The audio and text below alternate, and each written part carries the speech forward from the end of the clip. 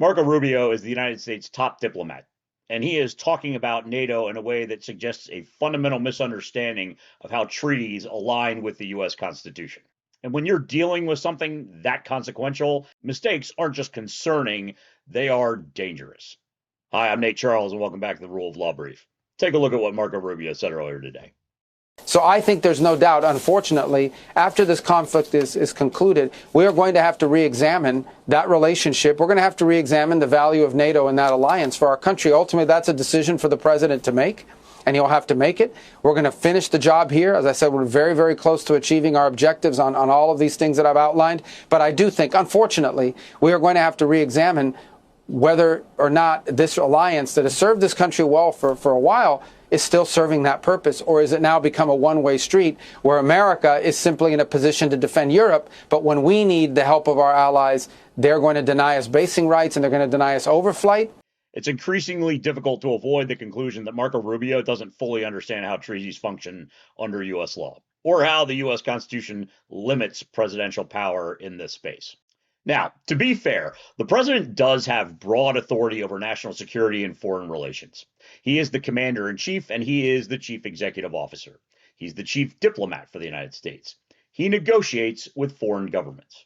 Courts have even recognized that the president needs flexibility and discretion in dealing with internal relations.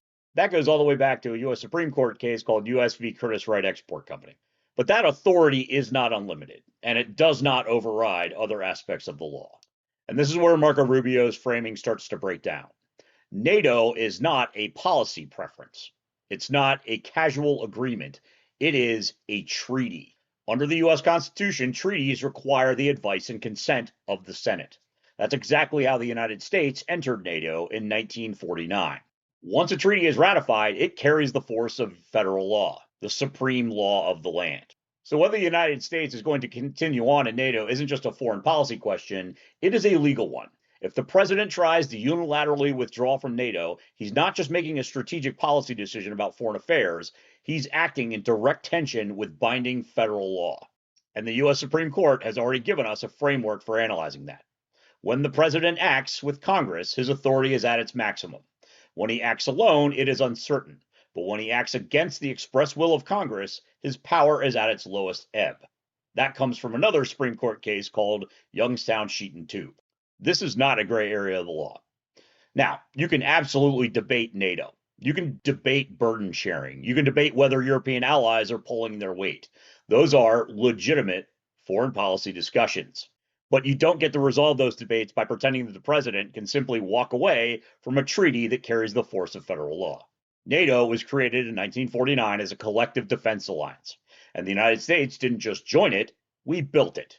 We anchored our entire post-war security architecture around it. This is not a temporary arrangement, and it was never meant to be. It is one of the central pillars of U.S. law and national security. So, before anyone starts talking about re-examining NATO, they should start with an even more basic question. Who actually has the authority to do that? Because the answer is Congress. Because under our Constitution, that decision doesn't belong to just one person, even the President of the United States. And pretending it does isn't just bad policy, it is a fundamental misunderstanding of how our system of government actually works.